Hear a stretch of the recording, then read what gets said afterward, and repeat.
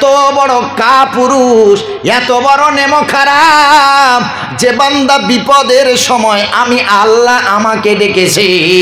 এখন আমি আল্লাহ ফালাম্মা কাশাফনা আনহু দুররাহু, আমি আল্লাহ যখন তার বিপদ দূর করে দিই, আমি আল্লাহ যখন তার বিপদ উদ্ধার করে দিই, তখন সে এমন ভান করে মাররাকা আল্লাম ইয়াদুনা ইলা দুররিম মাসা, যেন সে কখনো বিপদের জন্য আমি আল্লাহ আমারে ডাকে নাই।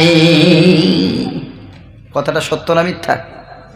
আল্লাহ বলছেন যখন বিপদ আসে তখন আমাকে ডাকে, আর বিপদ যখন আমি আল্লাহ সরিয়ে দিই তার দোয়ার মাধ্যমে চোখের পানির বিনিময়ে, তখন সে এমন ভান করে যেন কখনো বিপদের জন্য আমাকে সে ডাকেনি। আহা, কত ব্যথা নিয়ে আল্লাহ কথা বলেছেন। আমাদের সুখের সময় আল্লাহকে ডাকবো, দুঃখের সময়ও ইনশাল্লাহ পড়েন।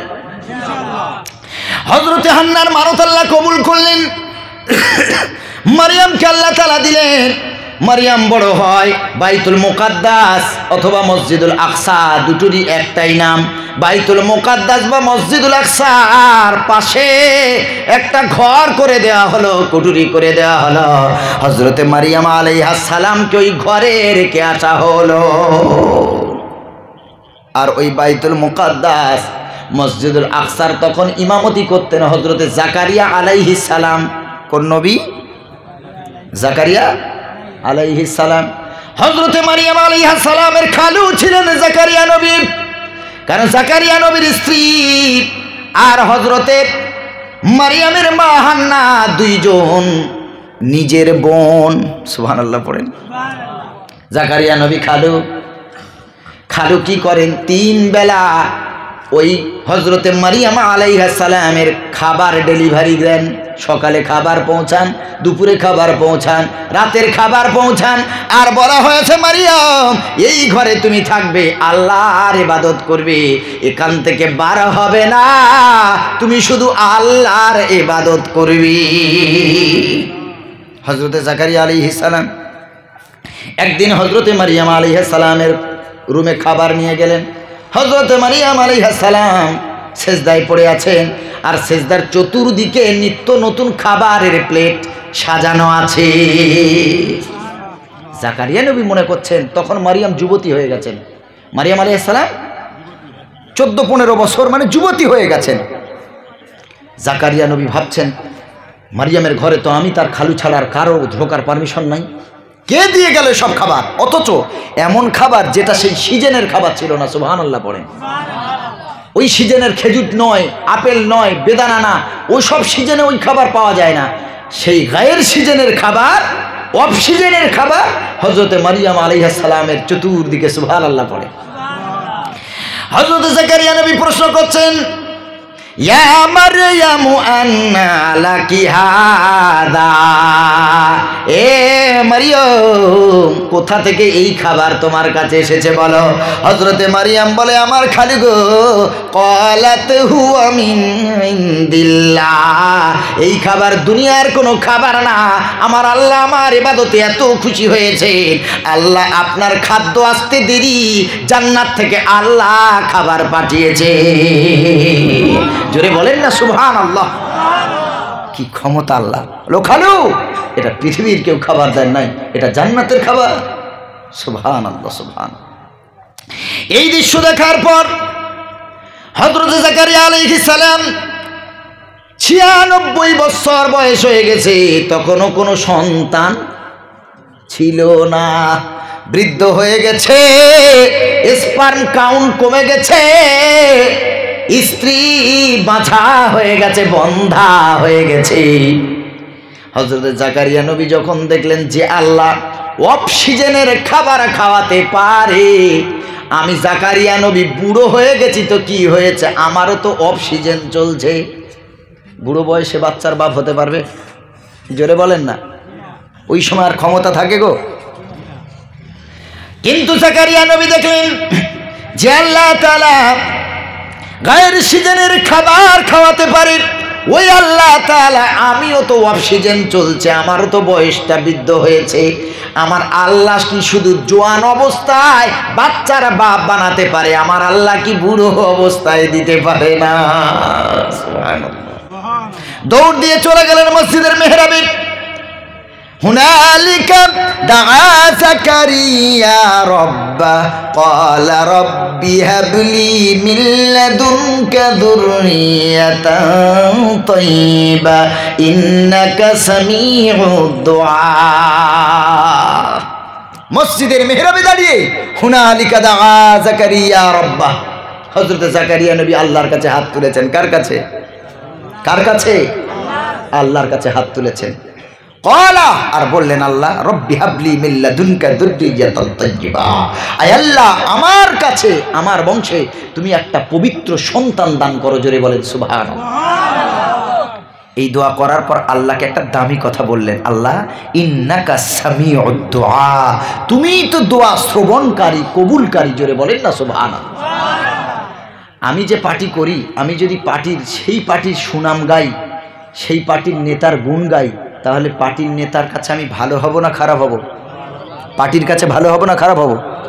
আমি ওই পার্টির কাছে সব কিছু গ্রহণ করব আর তার বিরুদ্ধে চলবো, তাহলে কি সেই পার্টি ভালোবাসবে? জোরে বলেন। হজরতে জাকারিয়া আলাইহিস সালাম, আল্লাহর ক্ষমতা, আল্লাহকে বলছে, আল্লাহ ইন্নাকা সামিউদ দুআ, আল্লাহ তুমি ছাড়া কেউ নাই, তুমি আমার দোয়া শ্রবণকারী। সুবহানাল্লাহ। আল্লাহ খুশি হবেন না হবেন না? খুশি হবে। আল্লাহ তাআলা দোয়া খুব কবুল করে নিলেন।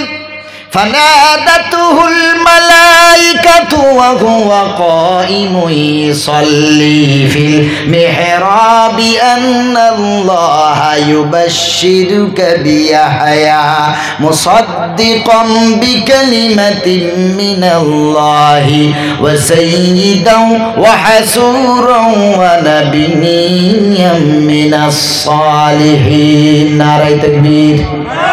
ঘুম ছাড়িয়ে সকলে নারায়ে তাকবীর, নারায়ে তাকবীর।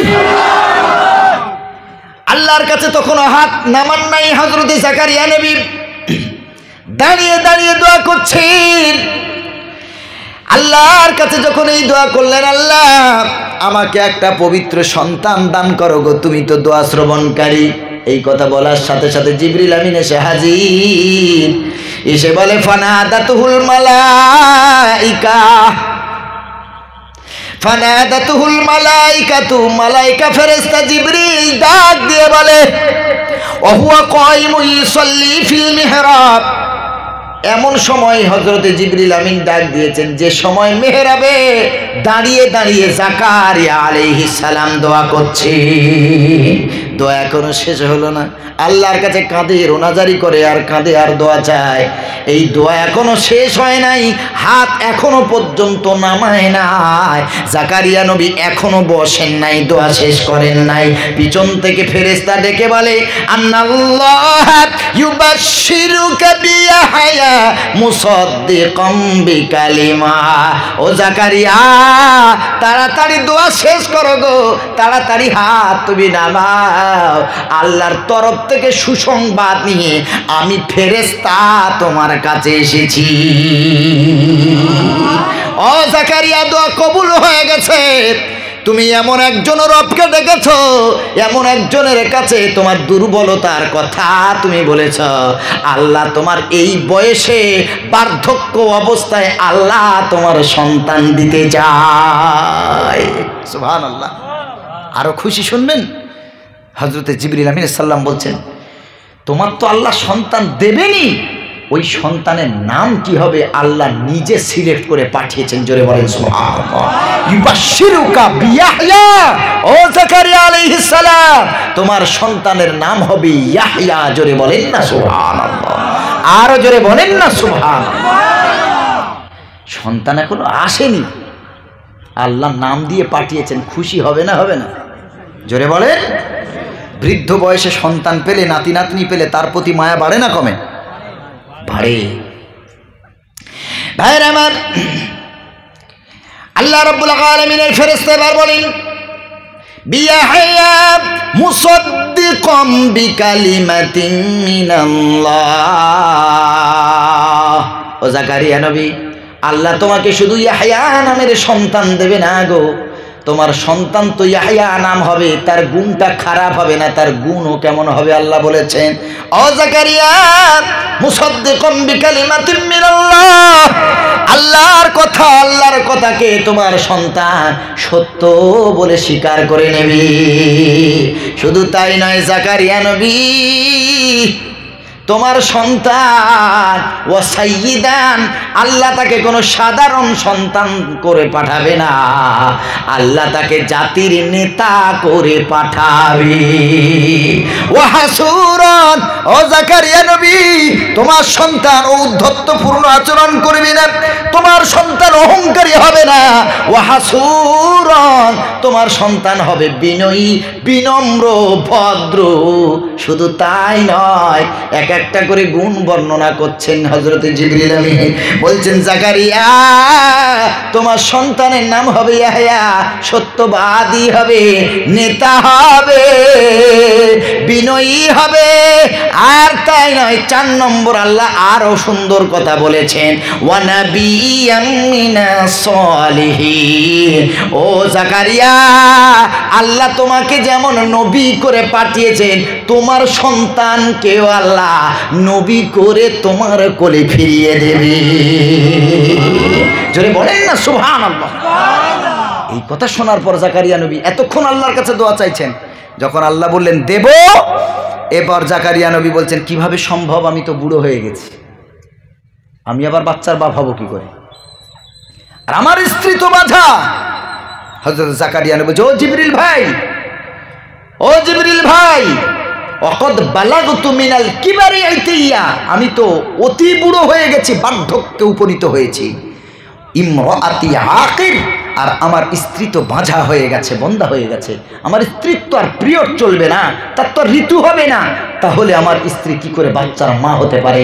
হযরত জিবরিল আমিন আলাইহিস সালাম বলেন, হুয়া আলাইয়া হাইয়িন, এটা আমার আল্লাহর কাছে অতি সহজ ব্যাপার। জোরে বলেন সুবহানাল্লাহ। আমার আল্লাহ যদি কাউকে পৃথিবীতে পাঠাতে চান, বাপেরও দরকার নেই, মায়েরও দরকার নেই। পেরেছেন না পারেননি? একজন মানুষ এসেছেন, পৃথিবীর সর্বপ্রথম মানুষ, তার বাপও নাই, মাও নাই, আল্লাহ স্বয়ং নিজ কুদরতি হাতে বানিয়েছেন। তার নাম কি? হযরত আদম আলাইহিস সালাম। তো আল্লাহর ক্ষমতা নাই কে বলল? হযরত ইব্রাহিম আলাইহিস সালামকেও আল্লাহ বার্ধক্য অবস্থায় 2 সন্তান দান করেছেন। একজনের নাম হলো ইসমাঈল আলাইহিস সালাম, আর একজনের নাম হলো ইসহাক আলাইহিস সালাম। সুবহানাল্লাহ পড়েন।